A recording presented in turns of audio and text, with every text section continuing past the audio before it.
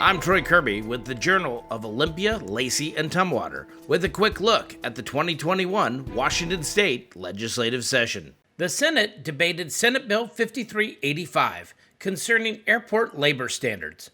The bill passed the Senate 36-13, moving on to the House for consideration. This is a technical fix of a bill that we passed a couple of years ago, helping the Port of Seattle work with their contractors to make sure that everyone was getting the same minimum wage in the city of SeaTac, which, as you know, has a individual minimum wage for airport operations. So at the request of the Port of Seattle, this technical fix will make that come true for the workers at the Port of Seattle. Also debated on the Senate floor was Senate Bill 5133, which updates the definition of a confidential employee for the purposes of state collective bargaining. The bill passed the Senate 34-15, moving on to the House for consideration. This is a second technical fix bill from Labor and Commerce Committee. This bill addresses the exclusion of a group from the collective bargaining bill that we passed for the Attorney General's office last 2 years ago, actually. And this bill actually, a group of the Attorney General's office voted, but were found after the vote to be excluded.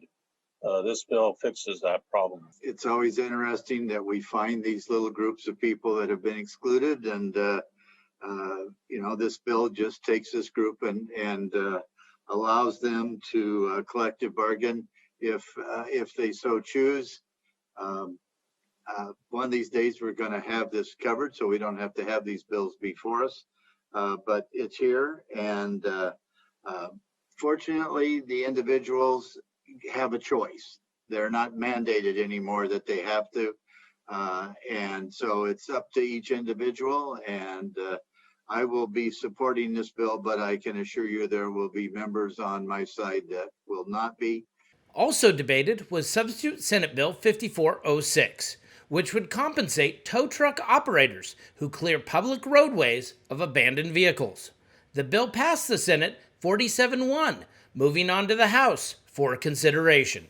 It was brought to me by a local tow truck operator who's a small business owner in my district, and it surprised me to find out that oftentimes he was dispatched by either the state patrol or local law enforcement, and he would do the public a great service by hauling off a vehicle or hauling it out of a creek or something like that, and then only to get stuck not getting compensated because of issues with the insurance companies. Our tow truck operators are partners in the transportation system, and they help not only get people to where they need to go, but goods. And we call on them a lot, not just us, but also cities and counties, to ensure that our roadways are free and clear and safe. And it's only fair that when we ask them to do something and they do it, that they at least recover their costs. Some of these tow truck operators, the work they do is extensive. It's the need for experience and large equipment to, pull things out of ravines or out of a creek bed, or, deal with produce that's, gone across the highway. It's, we think of tow trucks and we think of the ones that help us with our vehicles, Mr. President, but these are tremendously, very complex operations. These are the women and men that go out on a job that doesn't have a 9-to-5 listing. This is a 7-day-a-week, round-the-clock line of work that they do, and at times incredibly dangerous.